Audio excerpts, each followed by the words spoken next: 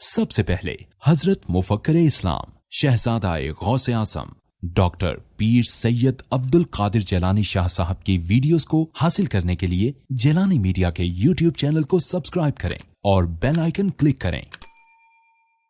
Videos اچھی لگے تو تھمز اپ دیں۔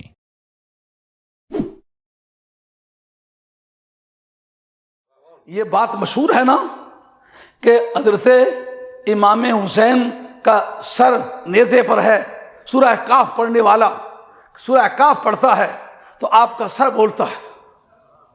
اس پر ہزاروں نفی میں ہل جانے والی گردنیں دنیا میں دیکھی گئی، لیکن اس ماں کے لال کی شکل میں دیکھو جو میرے سامنے سے گردن ہلائے۔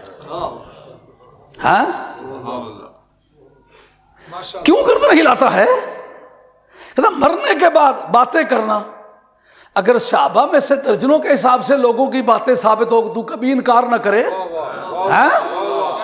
اور سرکار کے نالین اٹھانے والے امام جلال الدین سیوطی شرح الصدور فی احوال الموتى والقبور ربیع بن خراش بیٹھے، وہ ان کا وصال ہو گیا، ان کے بھائی بیٹھے ہوئے ہیں اور رو رہے ہیں، کفن ڈلا ہوا ہے، اب جا رہے ہیں جنازہ پڑھنے کے لیے، روتے ہوئے بھائی کو سن کے نا کفن سے منہ کھول کے کہتے روتا کیوں ہے؟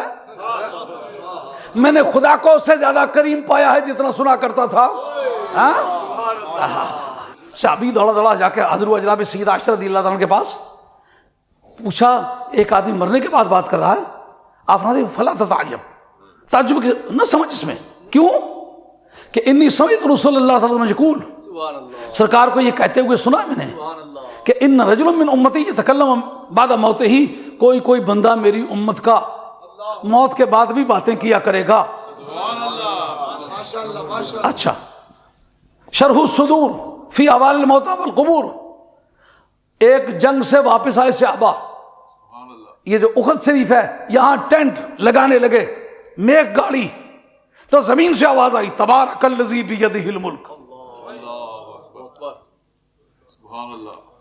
صحابہ جا کے عرض کرتے ہیں یا رسول اللہ، ایسے قبر سے کہا وہ صحابی ہیں، وہ روزانہ سورہ ملک پابندی سے پڑھا کرتے تھے، اس کے عامل تھے، وظیفے کے طور پر پڑھتے تھے، تو وہ قبر میں وہ پڑھ رہے ہیں بیٹھے ہوئے، تو اس وجہ سے آواز آئی ہے۔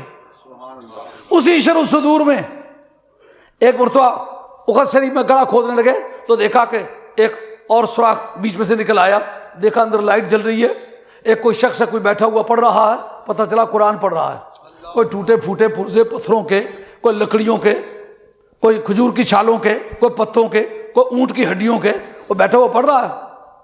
تو پوچھتا قیامت آ گئی ہے؟ ان کا نہیں، قیامت تو نہیں آئی۔ ان کا قیامت نہیں آئی تو بند کرو یہ سراغ، میرا وقت مت ضائع کرو۔ یہ سب موت کے بعد کی باتیں ہیں کہ نہیں؟ اور کسی نے کبھی شور مچایا کہ یہ بات نہیں ہو سکتی؟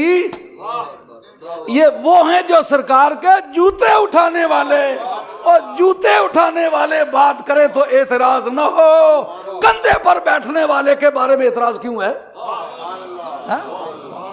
یہ لکھا ہوا کہیں نہیں ہے۔ سنو، بہقی سنن کبریٰ کتاب میرے پاس مجھے حوالہ جات لگے ہوئے، طبرانی 37 جلدوں کی کتاب ہے، حوالہ جات لگے ہوئے، نور الابصار فی مناقب آل بیت النبی المختار، حوالہ جات لگے ہوئے ہیں کہ آپ نے کس طرح پڑھا۔ کہا دمشق میں جا کے، راستے میں نہیں، دمشق میں، کہاں؟ جامع اموی میں بندہ بیٹھا ہوا سورہ کاف کی یہ آیت پڑھ رہا ہے، ام خسبت ان اصحاب الکہف والرقیم کانوا من آیاتنا عجبا، یہ پڑھا تو جواب میں سر حسین بولا کہ ان عجبا من اصحاب الکہف والرقیم قتلی وحملی، اصحاب کہف کے ماجرے کے مقابلے میں زیادہ تعجب خیز مجھے قتل کیا جانا اور سر نیزے پہ چڑھانا ہے۔ اس کی طرح بیک گراؤنڈ پر گفتگو کرتے ہیں۔ ثابت ہو گیا نا کہ ایسا ہے۔ بولا کیوں؟ اور دنیا چپ تھی۔ بخاری کتاب العلم، حضرت ابو ہریرہ کہتے ہیں کہ میں نے سرکار سے 2 علم سیکھے ہیں، ایک تمہارے سامنے بیان کرتا ہوں، دوسرا اس ڈر سے بیان نہیں کرتا ہوں کہ میری حلق کاٹ دی جائے گی۔ حلق کٹ جانے کا ڈر ہے، اس کا مطلب سنا ہے، بیان کرنے کی حاجت ہے، مگر ڈر حلقوم کے کٹنے کا ہے، اس لیے زبان کو روکتا ہوں۔ بڑی شخصیت کا صحابی ہے جس کے سب سے زیادہ حدیثیں، اس کا نام ابو ہریرہ ہے رضی اللہ تعالیٰ عنہ۔ حضرت علامہ جلال السیوطی، آپ کی کتاب تدریب الراوی شرح تقریب النواوی، اور مرسلات حضرت امام شاہ حسن بصری، وہ کہتے ہیں کہ جتنے مراسیل ہیں حضرت شاہ حسن بصری کے، یادگاری باتیں پیر بابا، پتہ نہیں پھر ملاقاتیں ہوتی نہیں ہوتی۔ کبھی وہ وقت تو یاد آئے گا مولانا، کبھی ہماری تلخ نوائیاں بھی یاد آئیں گی، مگر ہماری یہ حیدری جرت جو ہے نا، یہ بھی دنیا کو یاد رکھنی پڑے گی۔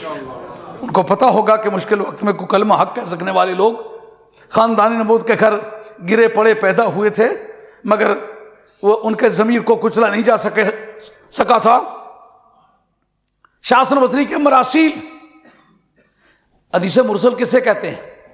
تابعی ہو، اس نے سرکار کی ملاقات نہ کی ہو، بات کرے تو اس طرح کرے جیسا کہ خود یہ سنتا رہا ہے، خود دیکھتا رہا، سرکار نے یوں فرمایا تھا، یہ نہ کہے مجھ سے فلاں صحابی نے بیان کیا کہ میں نے سرکار کو یہ کہتے سنا، یہ کرتے دیکھا، یہ فرماتے سنا۔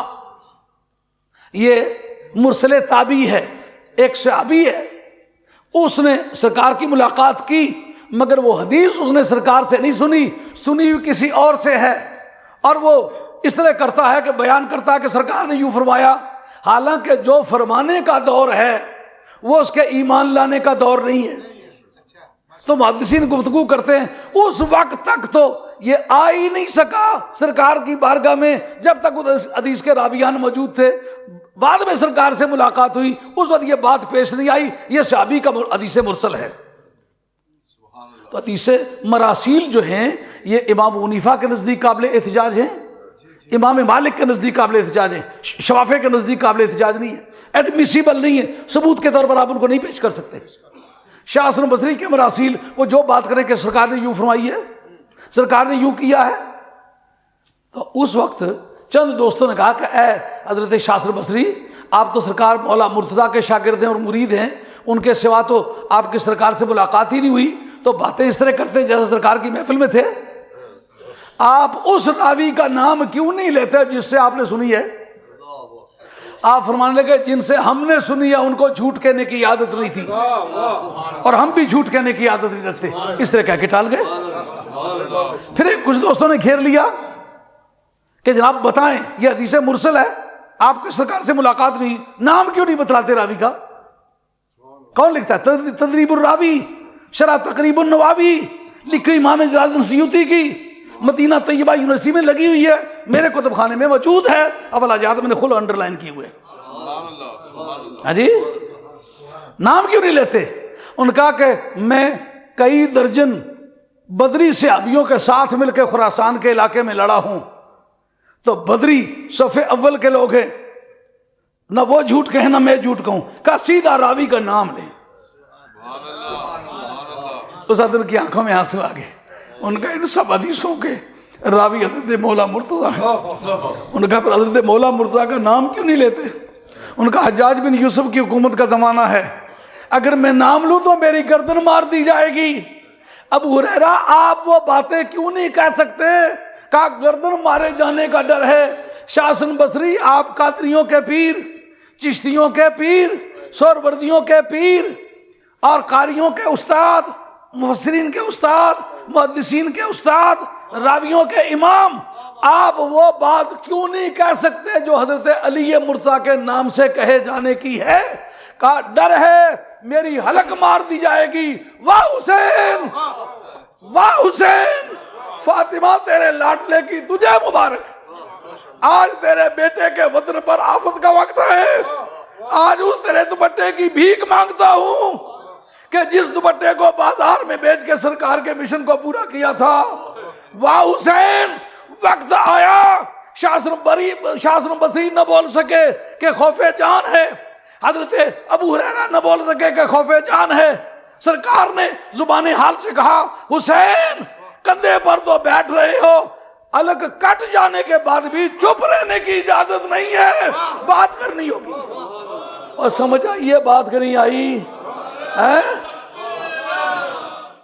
وہ قیامت کا دارالعدالت ہے، حسین کا کیس باقی کیسوں سے پہلے پیش ہو رہا ہے کہ اے اس میں یہ اعلان ہو جو سارے عبادت گزاروں کا سردار ہے وہ کھڑا ہو جائے، وہ حسین کی اولاد میں سے ہوگا جو قیامت کی گرمی میں کھڑا ہوگا۔